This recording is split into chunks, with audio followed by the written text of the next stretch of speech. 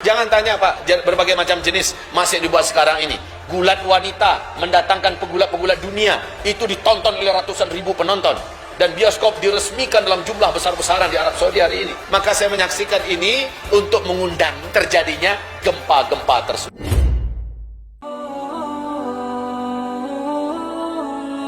Bapak Ibu, hamba-hamba Allah yang saya cintai, baru-baru ini gempar, Mesir gempar, Al Jazeera gempar, kemudian Libya gempar, dan channel-channel televisi Arab memberitakan. Coba perhatikan berita apa ini di bulan Desember ya. Tanggal 19 Desember, tanggal 20 Desember, sampai tanggal 22 Desember. Channel-channel televisi Arab memberitakan dan langsung men-shootingnya. Apa? Yaitu ikan paus, kedalaman ikan paus biru. Di kedalaman laut yang paling dalam itu tidak pernah Pak memunculkan dirinya, apalagi ke pantai-pantai, mengeluarkan suara. Suara ikan ini adalah di antara suara terkuat dan terbesar di dunia. Apabila dia bersuara di alam lepas seperti kita, maka orang yang ada di sekitar ikan akan pecah gendang telinganya, saking kuatnya suara paus biru itu. Dan bunyinya juga sangat mengerikan, merinding. Di channel televisi di Arab, baik itu Mesir, baik itu Libya, baik itu Al Jazeera, ya, memberitakan bahwa komentar para ulama dan para pakar, ikan ini tidak akan pernah meninggalkan kedalaman laut samudera yang paling dalam. Panjangnya ikan itu Pak, normalnya adalah 30 meter panjangnya ikan ini. Ini termasuk diantara ikan terbesar di dunia. Dan ikan-ikan ini bermunculan, menimbulkan suara yang menakutkan dan menggegam. Satu kota Mesir, Kairo, satu kota yang bisa mendengarkan suara ikan tersebut. Apa komentar para ulama kita? Ikan-ikan ini tidak akan pernah meninggalkan kedalaman laut dan tidak akan pernah lari menuju ke pantai kecuali mereka dalam keadaan ketakutan yang bersangatan. Ketakutan yang bersangatan. Apa yang ditakutkan oleh ikan-ikan ini? Jika tidak ada sesuatu yang sangat menakutkan, jika tidak ada sesuatu kegelisahan yang menegangkan, mereka tak akan mungkin meninggalkan posisi mereka di kedalaman laut yang terdalam. Nah, ini adalah sebuah isyarat bagi kita. Kita tak tahu apa yang akan terjadi dengan laut Allah ini. Ketika Allah berfirman, "Zaharal fasadu fil barri wal bahri bima kasabat aydin nas liyudhiqahum ba'dal ladzi 'amilu la'allahum yarji'un." Kita tak tahu apa yang akan Allah datangkan pada bumi kita ini. Yang kedua, ibarat Allah yang kami muliakan, terjadinya pembunuhan seorang jenderal, orang terkuat nomor 2 di Iran, oleh Amerika Serikat, yang sekarang sedang menghebohkan berita-berita dunia, dan Donald Trump bangga telah melakukan prestasi itu. Ini menyebabkan kemarahan dan kemurkaan yang tidak alang kepalang bagi Iran. Dan Iran mengibarkan bendera merah pertanda siap untuk perang besar melawan Amerika, mengajak sekutu-sekutunya untuk melibas kekuatan blok barat. Maka kita tahu sekutu terkuat daripada Iran adalah Cina. Sekutu terkuat Iran adalah Rusia. Sekutu terkuat Iran adalah India, dan seterusnya. Masihkah Bapak ingat bahwa di akhir zaman akan terjadi pertempuran besar antara blok timur dengan blok barat? Ibarat Allah yang kami muliakan, ini yang kedua. Ini perihal yang kedua, dan saya sekali lagi mengatakan, yang akan merasakan dampak yang paling mengerikan dari perang besar itu nanti bukanlah para militer saja, tapi orang awam macam kita Pak, orang-orang sipil macam kita. Kalau terjadi peperangan besar, maka ini akan menyulut perang dunia ketiga. Bila perang dunia ketiga terjadi, senjata-senjata yang paling menghancurkan akan dikeluarkan. Maka apa yang akan terjadi? Sekali lagi, hasbunallah. Kita cukup menyerah kepada Allah Subhanahu wa taala. Kita berpasrah kepada Allah Subhanahu wa taala. Yang pasti sekarang ini, kondisi dua negara ini, yaitu Amerika dan Cina, juga sedang mengalami perang dingin. Sebatas ini baru perang ekonomi, perang diplomatik, perang politik, ya. Dan sekarang sudah mengarah kepada persiapan militer. Wal'iyadu billah. Yang ketiga, ibarat Allah yang kami muliakan, saya sudah menguraikan ini wahai kaum muslimin, bahwa tanda-tanda itu sudah tampak. Tetapi saya menyebutkan tahun dan tanggalnya, lebih baik saya katakan Allahu a'lam. Tapi ada penyiring yang memastikan kondisi ini. Apa penyiringnya? Saya sudah berikan kode-kode etiknya ya, dan ini didalili oleh dalil-dalil yang sahih, di mana Rasulullah SAW mengatakan zuhurul mahdi inda ikhtilafi ummati wazzalazil. Al-Mahdi itu akan muncul saat terjadi perselisihan yang sangat hebat di kalangan tengah-tengah umatku, wazzalazil, dan juga gempa-gempa. Hadis ini jika dialihkan kepada hadis yang lain, disambut dan dijelaskan secara rinci oleh hadis yang lain.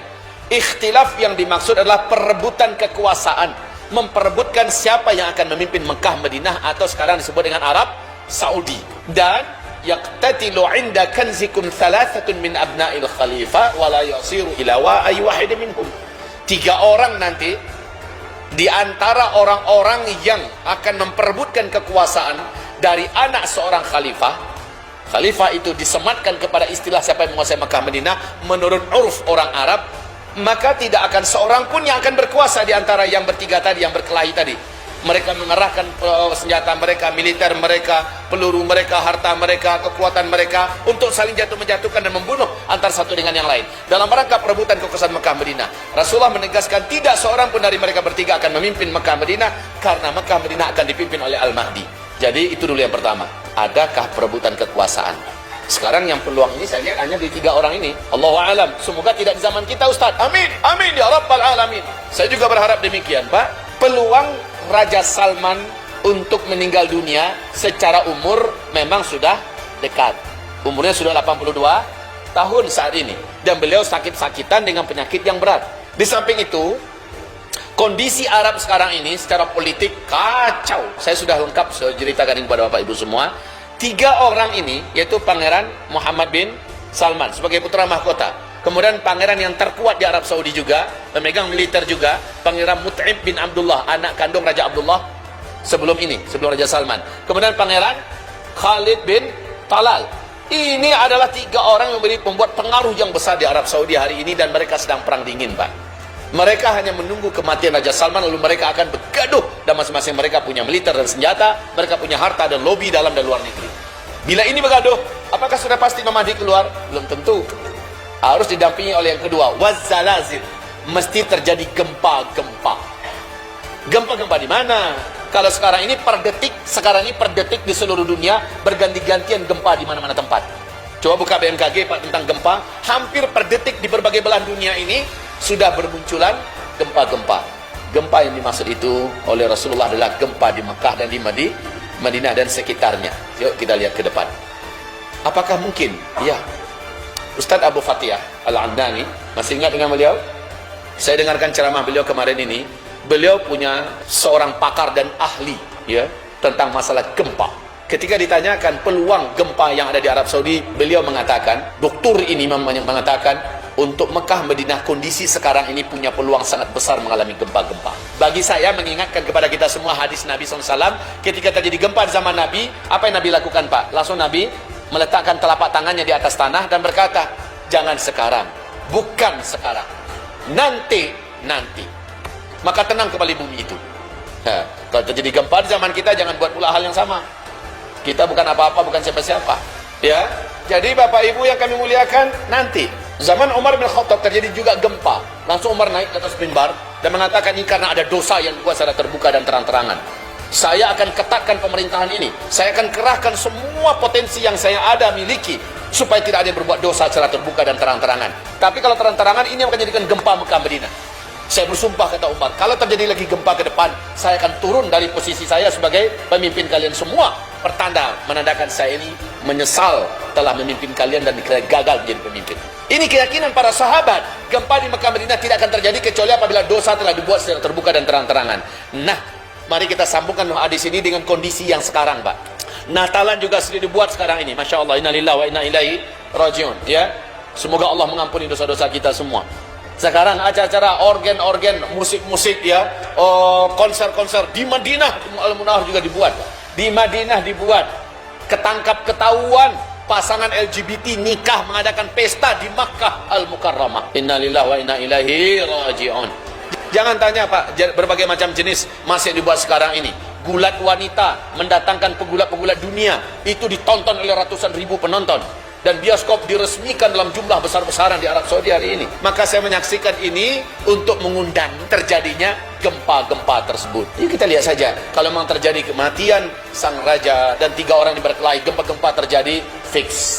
Itu saja kuncinya, Pak. Maka inilah zaman di mana seluruh dunia mengalami bencana-bencana besar. Inilah zaman di mana seluruh dunia akan menyaksikan kehancuran seluruh perekonomian dunia. Dunia akan menyaksikan kehancuran nilai-nilai uang kertas. Dunia akan menyaksikan banyaknya kelaparan dan banyaknya kemarau ekstrim. Coba Bapak rasakan beberapa hari belakangan ini, panasnya normal nggak ya? Coba rasakan ini, panasnya normal apa tidak? Beberapa hari belakangan ini. Keluar balik Bapak besok dan saksikan. Normal nggak panas yang Bapak rasakan? Ya Ibu rasakan. Ini bukan panas yang normal. Semoga semua yang kita khawatirkan meleset hendaknya. Amin ya rabbal alamin. Kita akan menyaksikan panas yang mungkin lebih berat daripada tahun sebelum ini. Apapun itu namanya, semoga Bapak Ibu termasuk yang dimaksud oleh Nabi SAW. Dajjal akan menemukan ada kampung-kampung yang hijau dan subur, airnya banyak, rezekinya melimpah, diisi oleh orang-orang beriman dan bertakwa. Ketika bumi kering kerontang, ketika kelaparan ada di mana-mana, ada kampung-kampung yang diisi oleh orang beriman dan bertakwa. Ini Pak yang menginspirasi saya, Bu. Yang menginspirasi saya untuk mengajak agar kita mempersiapkan kampung-kampung akhir zaman. Nah Bapak Ibu, hamba-hamba Allah yang kami muliakan, kita terinspirasi oleh hadis ini. Ketika di akhir zaman, orang tega membunuh tetangga karena perut, karena lapar. Itu hanya mungkin terjadi bila kita bertetangga dengan orang yang tidak beriman, betul? Itu hanya akan terjadi apabila kita bertetangga dengan orang yang tidak takut kepada Allah. Ketika perutnya lapar, dia akan bunuh tetangganya. Di dalam hadis Sahih Bukhari, apa kata Rasulullah SAW? La taqumus sa'ah. Takkan terjadi kiamat. Di akhir zaman nanti muncul terlebih dahulu, tetangga demi perut akan membunuh tetangganya. Dan itu sekali lagi, kalau Bapak mau melihat kondisi yang ada di Palu akhir 2018 dulu, ketika orang-orang lapar, orang mulai menjarah ke sana kemari. Udah gelap mata semua orang, pada baru 3 hari lapar. Ya kan? Bagaimana kalau ini laparnya sebulan, 2 bulan, setahun, 2 tahun? Maka apa yang akan terjadi, Pak? Tapi insya Allah, kawasan kampung orang-orang beriman yang bertakwa yang sudah menyatu dalam satu titik komplek, mereka tidak akan membunuh sesama mereka, Pak. Karena rezeki mereka dijamin oleh Allah. Kalaupun rezekinya putus, mereka orang beriman tak akan berani membunuh orang beriman yang lain. Justru seperti yang saya katakan, akan terjadi saling bahu-bahu rapat merapatkan diri. Demikian ya Pak ya.